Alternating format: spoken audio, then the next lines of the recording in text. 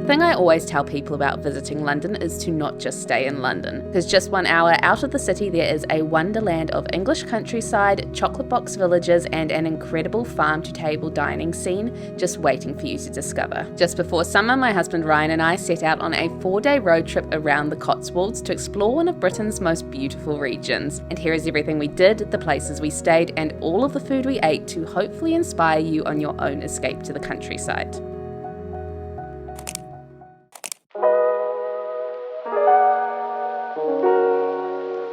This morning we caught an Uber, a train, a bus, and then picked up our rental car in Oxford, and now we are in the beautiful British countryside. We did not manage to have any breakfast before we got on the train, so that was the very first stop. We drove about 20 minutes outside of Oxford to a spot called the Cotswolds, which is like a little farm shop and also a cafe. And you know when you haven't had breakfast and there's just one specific thing you want? All I wanted was like a really hearty breakfast and an excellent coffee, and they did both of those. We had like this bacon and egg bat with like handmade sausage patty in it. So good. Massive cup of coffee. Highly recommend if you are in the area. We are all fueled up for the rest of our day, which is going to be like a very typical Cotswolds English countryside day.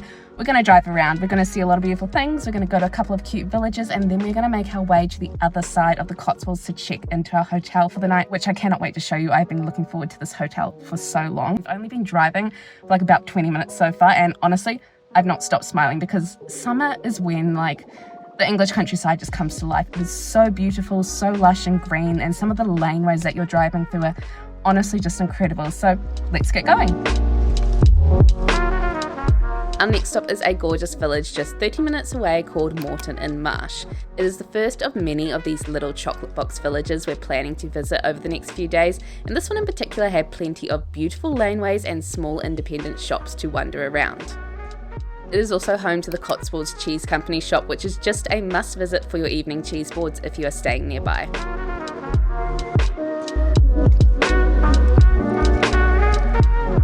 Just a little bit further northwest is the town of Broadway, which is one of the bigger villages in the Cotswolds, but even so, it is packed with so many charming spots. One thing I will never get tired of is how these old homes are absolutely taken over with greenery in the summer. I think this might just be my dream front door. We stopped by Broadway Deli, a colourful boutique grocer brimming with everything from house-made baked goods to preserves to a pretty impressive craft beer selection. And of course, I couldn't resist ducking into Guilt Trip Donuts for an afternoon pick-me-up before we got back on the road.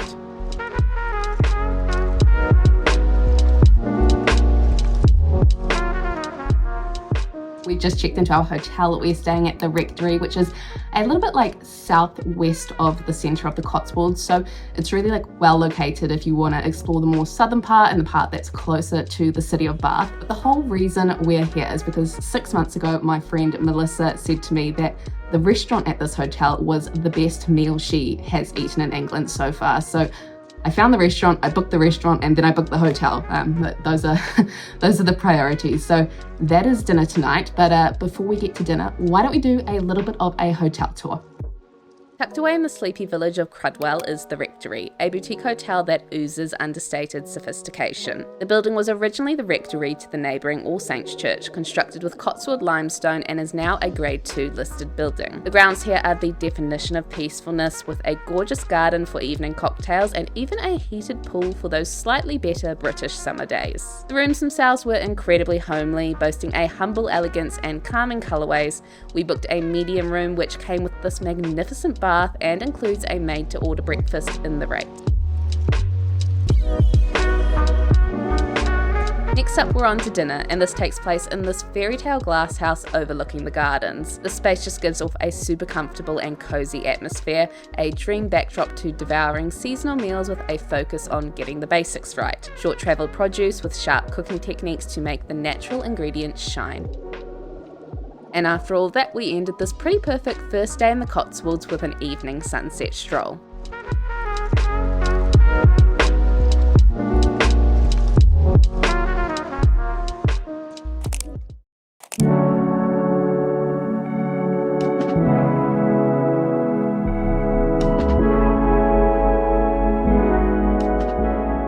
Well, that was the morning. We got stuck in a little bit of traffic going down one of the narrow country roads. One of the farmers was moving his cows, so we got stuck and just kind of sat and watched all the cows move from field to field. Honestly, a lot of fun. And now we are at a place called Castle Combe. Now, Castle Combe is dubbed as one of like the prettiest villages in England, and therefore it is very popular. And last time we tried to visit this place, it was the middle of August on a sunny Saturday. In the middle of the day, not a good recipe at all. We could not get a car park. However, we have just arrived, and this is our pick of the lot for the car park. So I'd say hopefully we've picked a good time. Let's go have a wander around and see what Castle Combe looks like.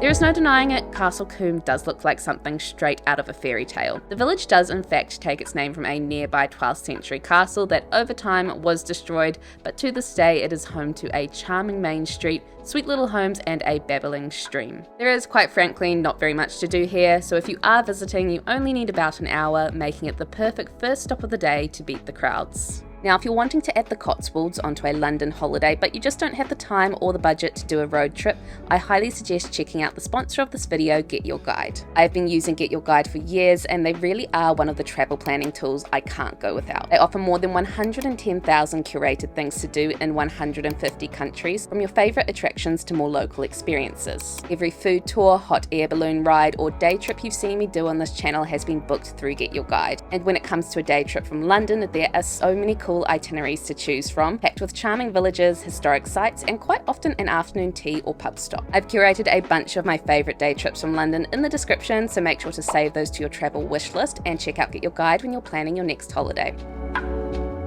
Just 15 minutes away is our next destination, the village of Lacock and Lacock Abbey. This is actually a National Trust site, so you will need to pay to enter the Abbey grounds, but you can explore the village for free. The Abbey itself is beyond enchanting, so it makes complete sense that many parts of it served as the set for Hogwarts in the Harry Potter films, from the school's corridors to both Professor Snape and Professor Quirrell's classrooms. At some point the Abbey was also a residence, so you can explore this part and even see the site where the first photograph was ever produced, which was this window right here. Lacock Village was equally beautiful, brimming with these historic homes overgrown with greenery and a fair few honesty shops to browse, so definitely bring some cash if you want to pick up some goods.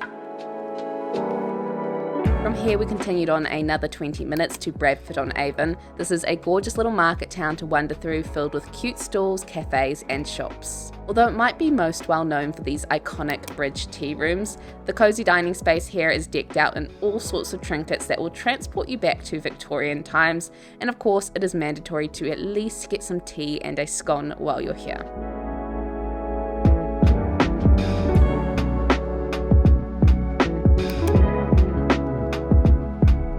After a 50-minute drive home, we are now sitting out in the garden, enjoying a drink before heading out for what is probably a mandatory on any countryside holiday in the UK, and that is a pub meal.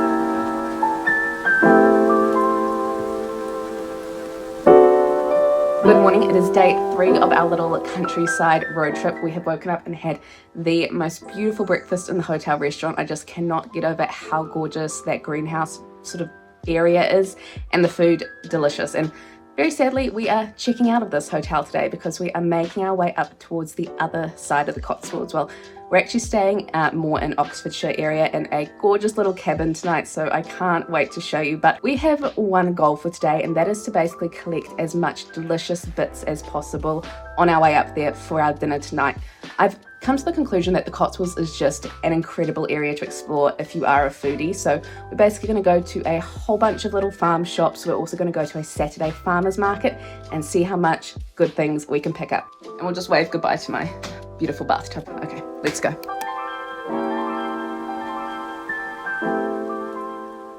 Stop one of the day was Jolly Nice Farm Shop, a mecca for all things tasty. This place has room upon room of fresh produce, locally made goods, and plenty of bakery treats. I could have bought so much here, but we walked away with cheese and crackers, which I thought showed very good self-control.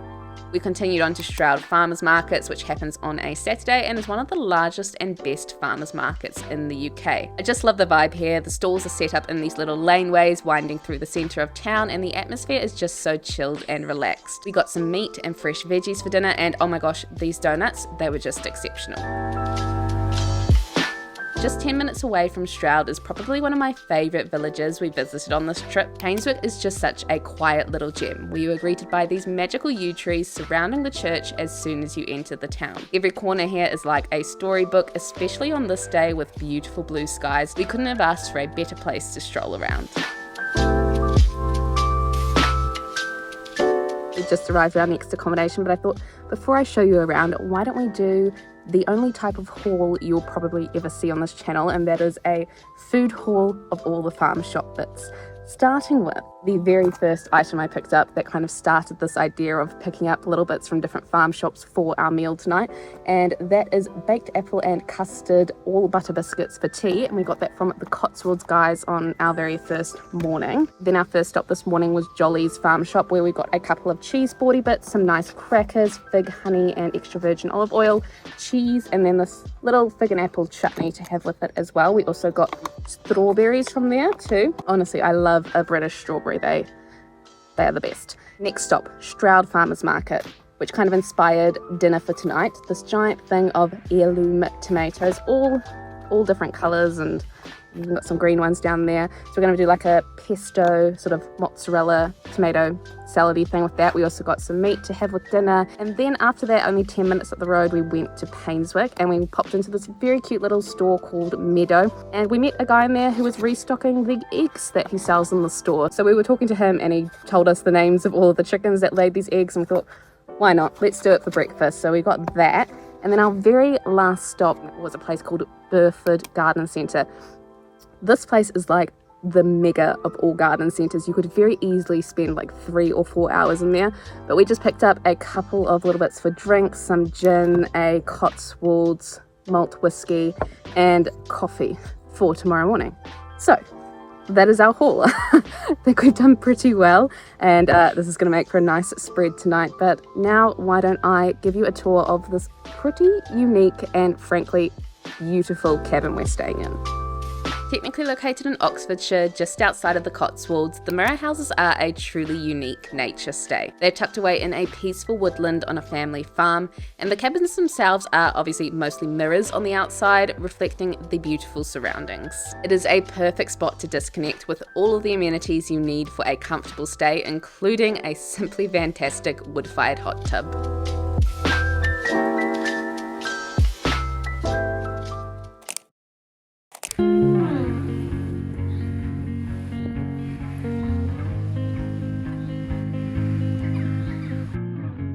We've had the most relaxing day. We slept in late. We made a delicious breakfast with those eggs and fresh bread from yesterday, leftover tomatoes, pesto. It was so good. Then we went for a walk. The nice thing about staying in the countryside or on a farm is that there's usually like quite a lot of little walkways or laneways you can do. We took one that was called the Oxfordshire Way, and it just sort of pops out at the village on the other side of the farm, which is a very small village but was very cute. Just has a pub, a post office and a church, so that was lovely. And we came back, enjoyed all of the nature, enjoyed the spa for the last time, and now we are off to have our last delicious meal of the trip. I booked in at a pub that I'm very excited about. It's only been open since about middle of last year, and it's already like on the top 50 gastropubs list for the UK, and a lot of what they do is about sourcing their ingredients very locally, direct from the farmers, which I love. So I cannot wait to try the food. Let's stop talking about it and let's go and eat one last delicious meal in the countryside.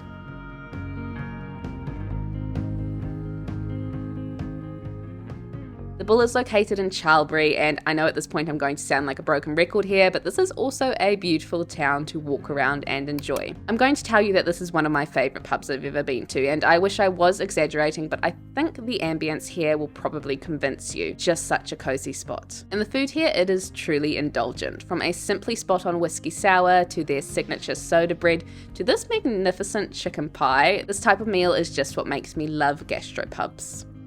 And that brings this Cotswolds vlog to a close. We are very full and very happy. If you like this video, you might also like my bath vlog, so I will link that up here for you. And while you're here, why not subscribe? It would be lovely to have you here, and I will see you in the next video.